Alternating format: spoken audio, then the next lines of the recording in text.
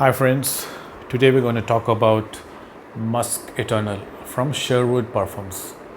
Now this particular perfume is under the radar. Not many people know about this. Nevertheless, it's a very good scent, and this deserves a broader audience, and that's why I'm talking about this particular perfume. Now the perfumer behind this is Prakhar Gupta, and he has created this brand called Sherwood Parfums. There are a few perfumes under this banner, and amongst all of them that I have tried, this is my favorite perfume. And one thing that surprises me is the quality of this perfume and all the other perfumes from this brand. If you look at the color of the juice, it's thick, it's rich. Hope you can see this, but and even the performance, once you spray it, you get to know how well the blend is, and the quality of the ingredients used is very apparent right from the start. Okay, looking at the bottle first, the bottle is nice, nothing too fancy about it. It's a simple looking bottle, a gold plate on top, and it's got a very heavy cap. Okay, so that's about the bottle. It smells so rich, very rich and deep without even spraying it. Let's have a blast and see how the sprayer performs. Decent. It gives out fair enough blast of scent, and it's good that it's not spraying too much as well, because this one is a very powerful scent. Before we go into, I let it cool off a little bit. While that's happening, let me read the notes. So this one is a very complex fragrance. Right at the top you have bourbon, geranium, Indonesian ylang ylang, Italian bergamot, Kashmiri saffron and lime. In the heart notes, there's amber, damask rose, Indian sandalwood and jasmine sambac. And in the base notes you have Cambodian wood, cedarwood, deer musk, labdanum, patchouli, vanilla, vetiver and white musk. Now that's a handful of notes, but if you ask me, the blend and the balance of these notes is done very well. So right at the start, you get a nice smell of citruses. There's lime, there's Italian bergamot. Definitely pick those notes up, but it's not too loud. Generally, if you take citruses or citrus fragrances, the initial blast of the scent is very loud, and you get that very lemony feeling. But here it's the lime is there, the bergamot is there, but it is toned down. Along with the citrus notes, I also get a hint of spiciness, and that could be due to the Kashmiri saffron which is present in this particular fragrance. And also there's an element of freshness to this perfume, and that could be due to the ingredient geranium. Okay, so the opening is very nice. It is on that borderline of heavy but also light. Job well done here in the opening. Very pleasing opening, I would say. It's very nice. And also in the opening there is a hint of rose, the damask rose. It doesn't make its presence fully felt right in the start, but you can definitely pick the rose which is there in the background and the opening. Now after 30 minutes or after half an hour, what happens is those lime, the bergamot, it fades into the background, and what pops out is the rose and the jasmine. The lime and the bergamot is there, it's not gone off completely, but they take a backseat, and the rose becomes the front runner here, and also the jasmine. Very nice transition, I would say, very well blended, and it's going through stages, right? Very few perfumes do that.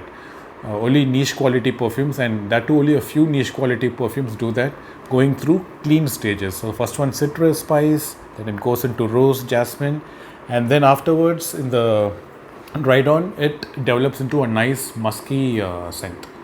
Okay, and along with the musk, you can get a hint of woodiness as well, and also some greens of patchouli. So all of that is there in this particular perfume. Very well done. It's a nice complex blend, and I would say I would give full marks for the scent profile, and to Prakhar for attempting to do something like this. Now, when it comes to the performance of this particular scent, it's amazing. Okay, it's amazing. Now, initial projection, it's going to be there for around 3 to 4 hours. Okay, and on your skin, it's going to last a good 8 hours. On your clothes, it's going to last forever, days. Okay, I remember using this last week, and I sprayed it on one of my t-shirts, and even after 5 days I could still pick up that perfume. And it's not, I'm not just able to pick up the perfume, it's also pushing. Okay, so imagine that after 5 days the scent is still creating a bubble around the person. So performance is amazing. I would say it's beast mode longevity. Projection is definitely above average, and I would say it's maybe a beast for the first 2 hours, and then it sits closer to the skin. So great job in terms of performance. Now this one reminds me of many other different niche fragrances. Now on my skin, when it dries down, I get memories of Amouage Gold, and also a little bit of YSL Kuros. On my clothes, when it dries down, the experience is completely different. On my clothes, I get a nice cookie kind of a smell, which reminds me of Roja Sweetie Wood. And generally, it also reminds me of Amber Woods by Roja. It's not a replica of any of these scents. It's just that when I wear it, I get reminded of so many different fragrances.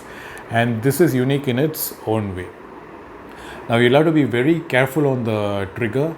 Initially, if you spray too much, you're going to choke out people, and it might get a adverse reaction. But if you're careful on the trigger and you apply it, I would say very economically, then it's going to get some positive reactions. I had people telling me when I used it, very economically, meaning maybe 2 or 3 sprays, that what's that nice smell? It smells so good. And I also had the experience of spraying too much, and then people at home say, hey, it's too loud, and what's that? So I think it depends on how much you spray, and this is not a heavy spraying sprayer. You should be light on the trigger, and then you'll get good reactions from the people around you. Now, occasions to wear. This is a very heavy perfume. I think it would perform well, or it's most suited for the cooler settings, maybe in the evenings, or in winter, summer evenings, or spring evenings, or in the winter you can wear it probably during the day as well. And this is more of a dressed up occasion kind of scent. In office, I wouldn't wear this because it's too heavy, and sometimes it can be too loud. But generally, otherwise, if I'm going out for a wedding or any other event where I'm dressed up, then this will go very well with that particular environment.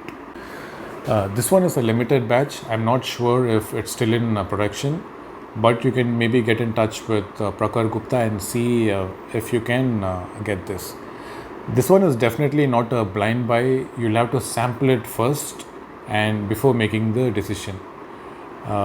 So coming to the pros and cons, pros, it is high quality scent. The ingredients used are very natural, and the performance of this is amazing. Excellent beast mode longevity. Projection is also definitely above average for the first 2-3 hours. And this is a very unique scent which will remind you of different other heavy hitters, but still it's unique in its own way. These are the advantages of this. Disadvantages, I would say, the price of this, given the brand is relatively little less known. You get this for around, I think, 10,000 rupees, which is around $130 or $140. So for some people, they might feel it's too much to make a leap for a brand which is not yet known. But I had a sample first. I used the sample and I felt that the quality was so good I had to make the leap, and I bought this. But do not take my word for it. Definitely, if possible, sample it first, and then if you like it, you can get a full bottle of this. Okay. So thank you so much for watching in your time. Please like and subscribe, and I'll see you again in the next video. Bye.